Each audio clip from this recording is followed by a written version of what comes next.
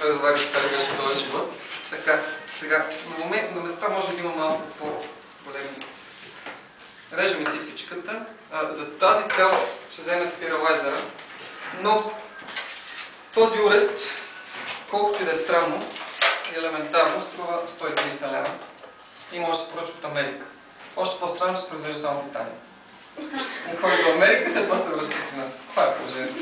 Икономика, какво да правиш?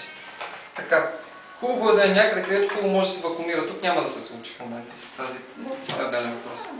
Да. Не става с дъската, също съм пробвал, да. Сега, идеята е следната. Хубаво да я правя тиквичката. Забиваме я последния начин. Там, където е бил цвета, влиза тук в тази дупчица. И тук, където е, това е, което искаме ние да направим. Сега движението ти сама ще се направи спагетите. Следното. Аз ще ти подкрепям тук да не падат на нещо. Само ще въртиш. И само се върти. Виждате какво се случва от тази страна, нали?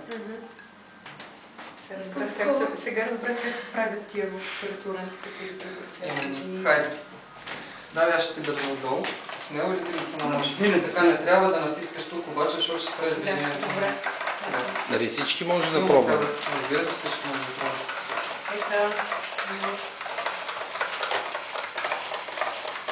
Колко е дължината на един спагет? Малко как сега? Можеш колкото бързо искаш в момента само, това е доста така безопасно. На моменти обаче, когато започне много да се препълва, прехвърляме в купата и продължаваме. Колко е дължината? Може да е много. Уоу! Това е даже късно. В смисъл, достигали сме, приправили сорт тиквичка, двойно до тавана, от те такава тиквичка. Става дълго. Абсолютно. Но не винаги естествено се получава. Тук на края точно да става по... Няма проблеми. Това е защото има семена, но те са си като спагети много. Иденце, перфектно.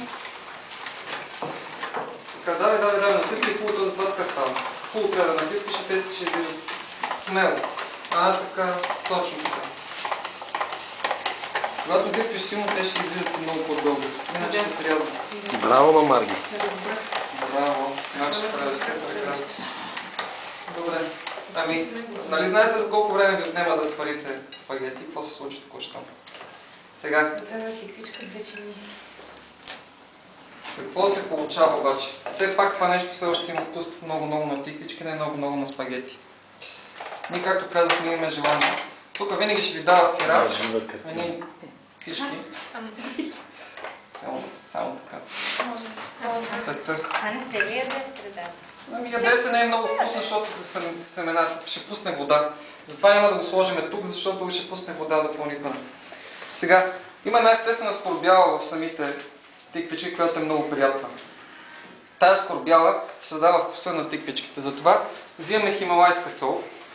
Защо хималайска? Защото ни е такава индустрията в днешно време. Всъщност, Диди, ще помоля за една лъжичка да ми донесеш. Всъщност, идеята е, че вадат много дълбоко от Хималайте. Тук се съдържат всички елементи на живота, защото поне според науката се е зародил в световния океан в миналото живота. Това нещо се образува точно в тези времена. И в България камената слот по-голяма дълбочина може би ще е така, но просто никой не вади така дълбочина слот в България. Ако се каже Хималайте, е много, как да кажа, удобно за... Да, не знаете Тибет, да, всъщност не от Тибет, от Пакистан. Но това е отделен въпрос. Но е много по-добър, значи това е много по-добър вариант от тази вакуумна изпарената сол, която продават по магазините.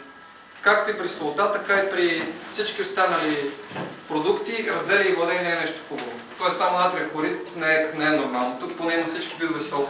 Много трудно ще пресолите ястието с тази сол, защото тя има много минерали в нея. Така, слагам малко сол.